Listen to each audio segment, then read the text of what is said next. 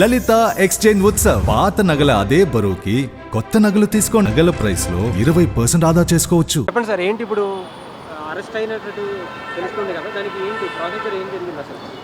ఇప్పుడు మామూలుగా వాళ్ళ ఫ్యామిలీ మెంబర్స్ అయితే వాళ్ళను కస్టడీలోకి తీసుకున్న వెంబడే వాళ్ళ బ్రదరు, వాళ్ళ సిస్టరు అండ్ వాళ్ళ బావ ఇమీడియట్గా మాకు కాల్ చేసి హైదరాబాద్లో ఉంటున్నాం కాబట్టి సార్ ఇలా అదేంటిది హ్యాండ్ ఓవర్ తీసుకున్నారు, మీరు దయచేసి హెల్ప్ చేయండి అంటే మేము వాళ్ళకి మాట ఇచ్చాము. జూబ్లీహిల్స్ పోలీస్ స్టేషన్కి వెళ్తున్నాము.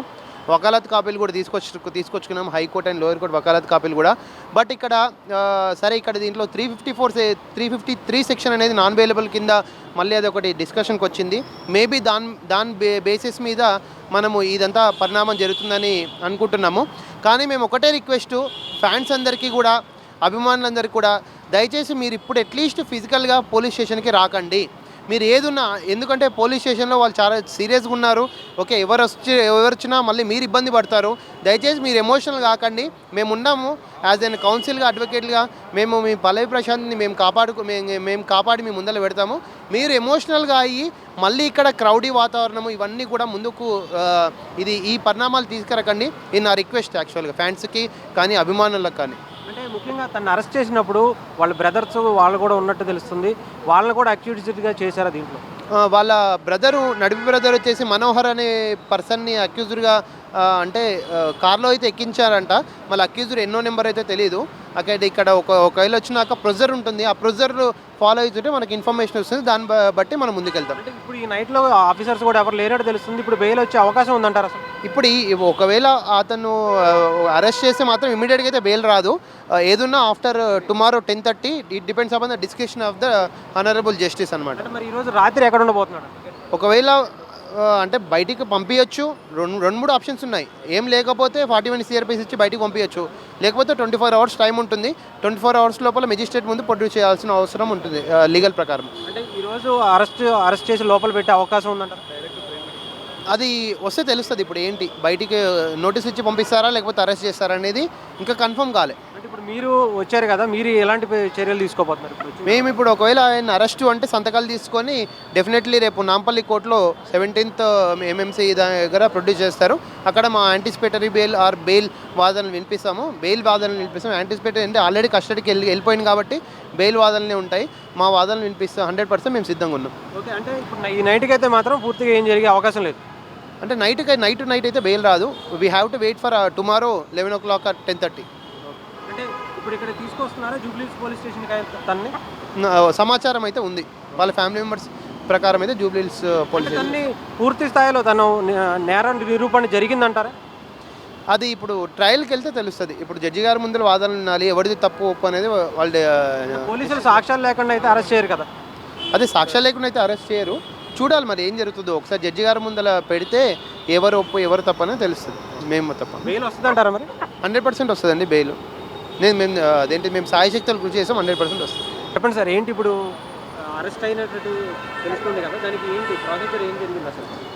ఇప్పుడు మామూలుగా వాళ్ళ ఫ్యామిలీ మెంబర్స్ అయితే వాళ్ళను కస్టడీలోకి తీసుకున్న వెంబడే వాళ్ళ బ్రదరు, వాళ్ళ సిస్టరు అండ్ వాళ్ళ బావ ఇమీడియట్గా మాకు కాల్ చేసి హైదరాబాద్లో ఉంటున్నాం కాబట్టి సార్ ఇలా అదేంటిది హ్యాండ్ ఓవర్ తీసుకున్నారు, మీరు దయచేసి హెల్ప్ చేయండి అంటే మేము వాళ్ళకి మాట ఇచ్చాము. జూబ్లీహిల్స్ పోలీస్ స్టేషన్కి వెళ్తున్నాము.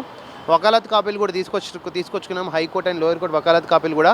బట్ ఇక్కడ సరే ఇక్కడ దీంట్లో 353 సెక్షన్ అనేది నాన్ అవైలబుల్ కింద మళ్ళీ అది ఒకటి డిస్కషన్కి వచ్చింది. మేబీ దాని బేసిస్ మీద మనము ఇదంతా పరిణామం జరుగుతుందని అనుకుంటున్నాము.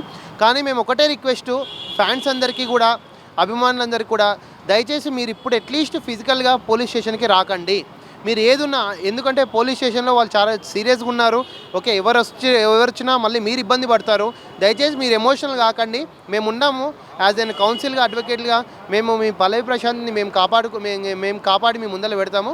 మీరు ఎమోషనల్గా అయ్యి మళ్ళీ ఇక్కడ క్రౌడీ వాతావరణము ఇవన్నీ కూడా ముందుకు ఈ పరిణామాలు తీసుకురకండి. ఇది నా రిక్వెస్ట్ యాక్చువల్గా ఫ్యాన్స్కి కానీ అభిమానులకు కానీ. అంటే ముఖ్యంగా తను అరెస్ట్ చేసినప్పుడు వాళ్ళ బ్రదర్స్ వాళ్ళు కూడా ఉన్నట్టు తెలుస్తుంది. వాళ్ళని కూడా అక్యూజ్డ్గా చేశారా దీంట్లో? వాళ్ళ నడిపి బ్రదర్ వచ్చేసి మనోహర్ అనే పర్సన్ని అక్యూజ్డ్గా అంటే కార్లో అయితే ఎక్కించారంట. మళ్ళీ అక్యూజ్డ్ ఎన్నో నెంబర్ అయితే తెలియదు.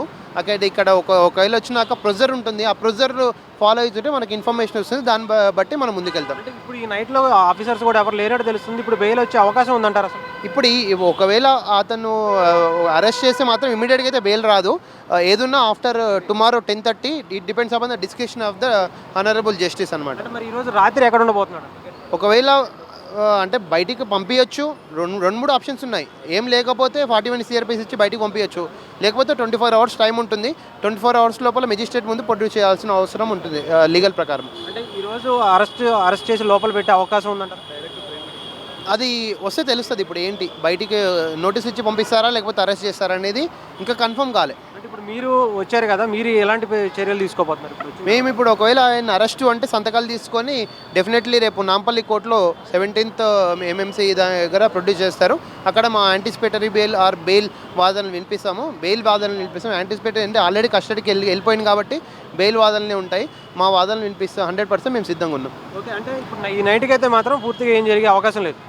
అంటే నైట్ అయితే బెయిల్ రాదు. We have to wait for tomorrow 11 o'clock at 10:30. అంటే ఇప్పుడు ఇక్కడ తీసుకొస్తున్నారా జూబ్లీహిల్స్ పోలీస్ స్టేషన్కి తన్ని?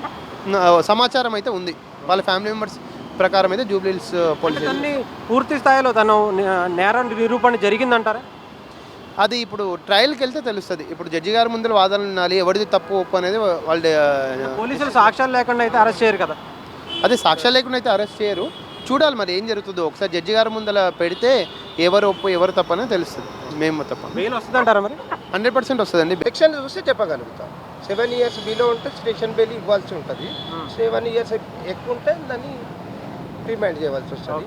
కాబట్టి ఇది అనుకోని సంఘటన కాబట్టి నేను ఉన్నతాధికారులకు కూడా ఏం విజ్ఞప్తి చేస్తున్నా అంటే, ఒక రైతు బిడ్డ తెలియదు, ఏమైనా పొరపాటు జరిగిండొచ్చు, ఏదైనా జరిగిండొచ్చు, వేరే వాళ్ళు చేసి ఉండొచ్చిన సంఘటనల ఈ చట్టం పని తను చేసుకోపోవాలి కాబట్టి చట్ట ప్రకారం వాళ్ళు చేస్తారు. కొద్దిగా మానవతా దృక్పథంతో కన్సిడర్ చేయవలసిందిగా కోరుచున్నాం.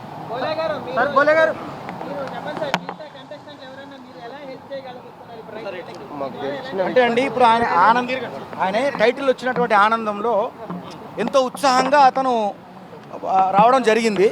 దాంట్లో భాగంగా అక్కడ ఆ ఉత్సాహంలో భాగంగా అంటే ఆయన టైటిల్ గెలిచిండు కాబట్టి చాలా అభిమానులు వచ్చిండ్రు, వేలల్లో వచ్చినప్పుడు అనుకోని సంఘటనలు జరుగుతాయి జనరల్గా. ఆ జరిగిన నేపథ్యంలో ఇప్పుడు ఇట్లాంటి కేసులు అయినాయి కాబట్టి దీంట్లో భాగంగా ఒక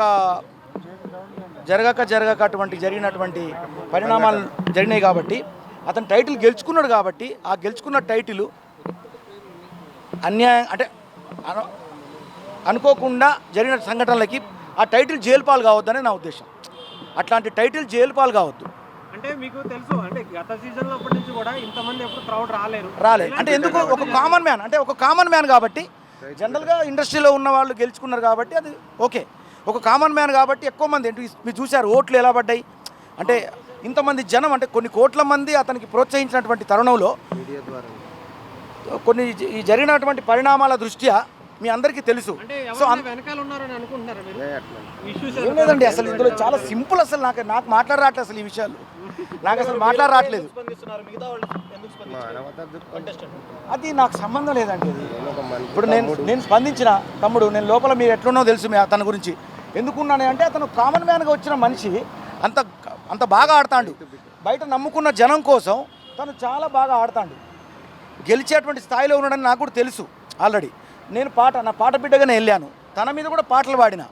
అలాంటి తరుణంలో ఈ పాట బిడ్డ గెలిచిన తర్వాత తన టైటిల్ జైలు పాలైతా అంటే నాకు బాధాకరమే కదండి. అంటే అమర్దీప్ లాంటి